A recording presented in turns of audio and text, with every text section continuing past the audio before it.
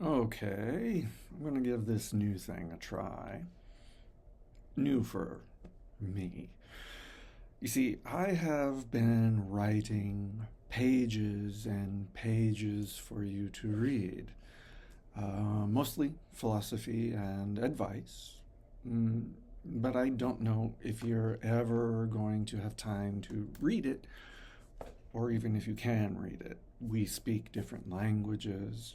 You your native language is Japanese and my native language is English. And that's been one of the biggest things we've been dealing with. The, all of your childhood. Growing up, we couldn't speak much together about important things, I felt. And that was always something for me that was deeply saddening.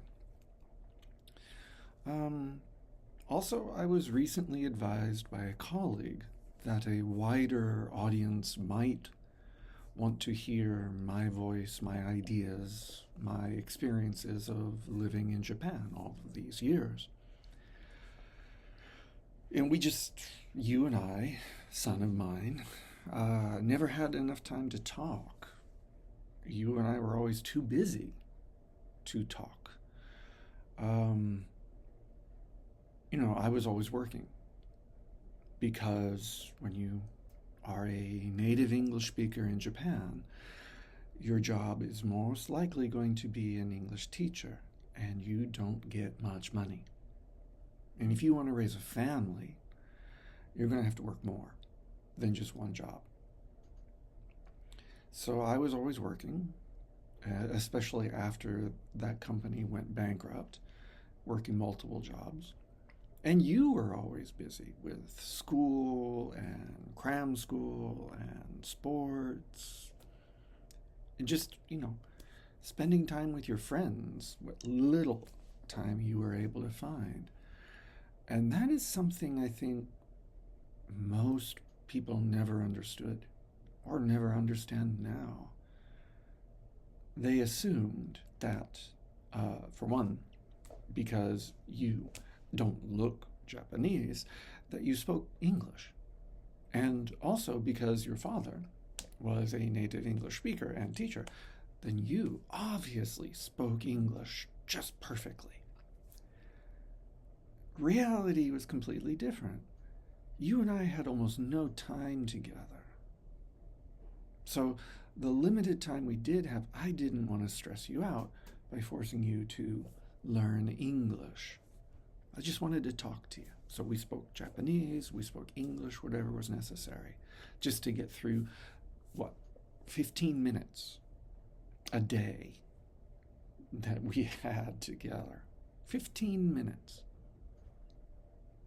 I hated that.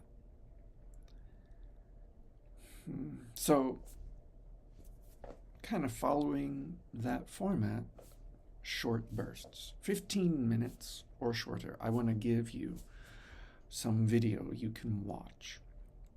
Because as a university student, you are still very busy. And then after university, you're probably going to be busy again with whatever you do. And for a wider audience, for people who might have found these videos and are interested in life in Japan, these short videos might provide some sort of insights into life in Japan that other videos about Japan don't or can't cover. Because yes, my experience is no means unique, but I've lived in Japan for 24 years. And not many people do that, and there are various reasons for that. Anyway, today I just want to make a short thing about your childhood and how it was very different from my childhood. And people call me Gen X. I don't know. I think I'm Gen X. I was born in America in 1971.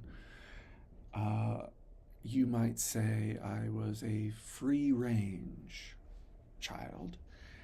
I had a single mother most of my life. Whatever parents were involved in the feeding and I guess the housing of me, I kind of stuck to that. And most other things, I was basically just on my own, running around. I had a lot of free time. I mean, the happiest memories of my childhood were especially in the summers, just me and my friends in Clarkston, Washington, riding our, we were like 7 or 8 years old, just riding our bikes everywhere all day, going anywhere, doing anything we could find to have fun, especially bike ramps and jumps, swimming in the river, running around in this old abandoned house that no longer exists because they built a new bridge on the Clarkston side where that house was. And I'm not going to bore you with the details. I do not particularly get nostalgic and say, oh, back then things were better. They weren't. Back then things sucked. There was no money. There was a lot of ignorant, angry people running around, being stupid, just like now. Your childhood, as a kid who grew up in Japan, as a Japanese kid, I was free range, but you were caged. I mean, your daily schedule was controlled heavily by your mother, by the schools, by your activities, clubs, all of that. And of course, we lived in a city. You might not think of it as a city, but it's definitely a city. So getting you out playing with other kids was a high priority even for me. We didn't want you staying at home all the time watching TV, being on a computer, or whatever. Just getting you out, being with other kids so you could have something like a real childhood was really important. And because of these backgrounds, because your childhood, my childhood were so different, it was a challenge to relate to you. I mean, that was one challenge. The other challenge is you're Japanese. I'm not. And no one's ever going to think I'm Japanese, no matter how long I live here. Anyway, I mean, like one of the first things that I noticed was like superheroes. I had this whole childhood full of Spider-Man, Batman, Superman, Wonder Woman, all of these DC Comics superheroes they were always on TV when I was a kid or whatever. I don't know the studios so well anymore. Your childhood was full of Anpanman and Crayon Shin-chan and all of the Ultraman, all of the Kaiju, all of the Gegege no Kitaro. I had no background in any of that. And God, it made me sad when you were so into it and I couldn't relate. You'd be asking me questions that I could barely understand about characters I didn't know at all. And I felt incredibly guilty because I couldn't give you that kind of camaraderie, that feeling that your dad, your parent, whatever, maybe knew something you didn't know about these things. But for you, it was always, you knew everything. And I couldn't help you. I really, really struggled with that. Because I wanted to be important in your life, but I couldn't be, not in that way. I tried to get you to watch TV shows from my childhood, like Sesame Street. But, you were a kid back when still the internet in Japan was pretty slow, and downloading videos was a pretty daunting, time consuming task. Um, and even then, you just didn't understand the English of it. You did understand quite a lot, which was cool. You know, you were a cool kid that you could understand a couple of languages and even French, because your mother and I would speak French around you sometimes too. You had an interesting childhood that I didn't have. I mean, mostly I spent most of my childhood with my friends, running around, like I said. My mother was busy. She was working most of the time. And when she wasn't working, she was trying to take care of me, or she was trying to have her own life. You know, because even when you're a parent, you want to have your own life somewhat. You don't want to spend 100% of your free time on your children. It's freaking oppressive for the child. It's not healthy, in my opinion.